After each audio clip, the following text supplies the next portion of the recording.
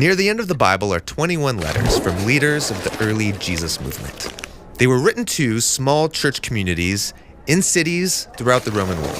Now, writing letters took a lot of money and effort in the ancient world, and so each one was crafted carefully from beginning to end. And that means we should read them as one whole literary work. So let's talk about how to read New Testament letters in their literary context. Of all the early Christian leaders, the Apostle Paul wrote the most letters. We have 13 in the New Testament. I often imagine him alone in his study, writing long theological essays. But Paul didn't work or write alone. In fact, he often names people from his team who helped him produce the letters. Oh, right, like Timothy or Silas. Yeah, Paul was constantly with his missionary teammates, on the road working out ideas as they talked and debated and taught together. And Paul would have collected speeches, poems, and prayers in notebooks. Like the ones he mentions in his second letter to Timothy. Right, and so Paul would get the right teammates in a room and start pulling together old and new material. Then they would hire a professional scribe and start creating drafts until they were satisfied with how it worked together as one whole.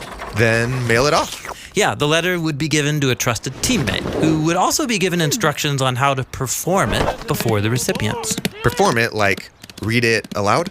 Yeah, most people back then didn't read.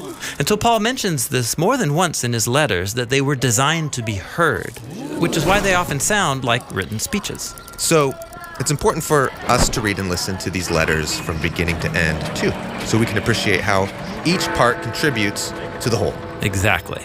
Now, every culture has its own practice for how to organize a letter, and in the first century, there was a standard format. You have the opening, which names the author and then the receiver. Then a prayer of thanks or a greeting. Then comes the body of the letter. This part is the main reason for writing in the first place, what the receiver's supposed to know or do something about. Right.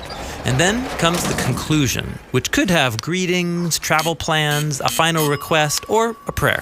So it's helpful to see how a New Testament letter breaks down into these parts. Right. So let's take, for example, Paul's letter to the Ephesians. Okay, there's the opening.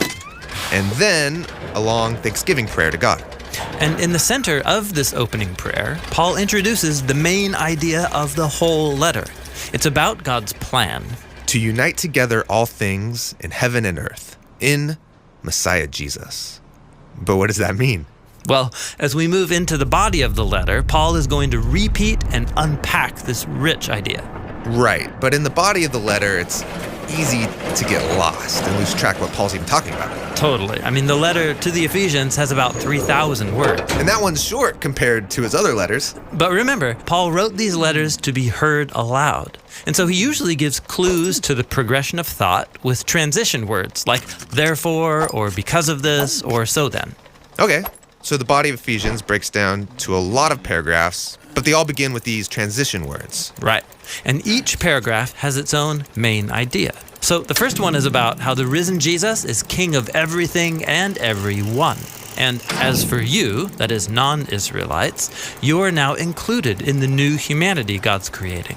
Therefore, God's one new family consists of people from all nations. So God has unified a new humanity in Jesus. That's the core idea here. Right, and that theme unites all of the paragraphs in chapters 1 through 3. Then we come to chapter 4, and we get a really significant transition. Therefore. Yeah, that transition word is actually a hinge between the first and second half of the letter. God's unified a new humanity in Jesus. Therefore what? Great question. Let's keep going, and we'll summarize the paragraphs of chapter 4.